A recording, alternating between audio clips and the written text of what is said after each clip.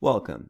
In today's video, we will be going over picking and packing list templates, how to set them up, and generate them using JustShipIT.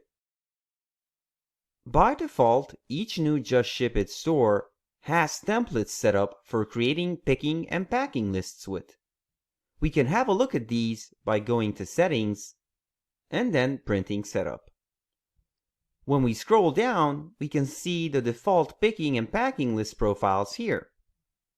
We can preview these by clicking Preview here, which opens up a new page where the template gets generated for viewing purposes with some default values.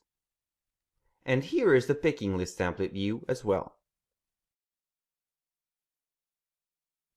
We can also edit these in HTML if we want further information to be added to these templates.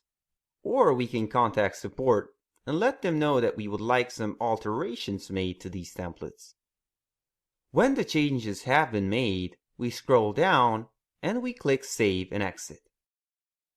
In order to generate the picking or packing list for a range of orders, we will go to our Orders page, select the orders we want to add to the list, and in the Print drop-down, we select Print Picking or Packing List. This in turn opens up a new page where the list is generated in a PDF format, ready to be printed and used by the picking or packing team. That explains how picking and packing lists work on JustShipIT.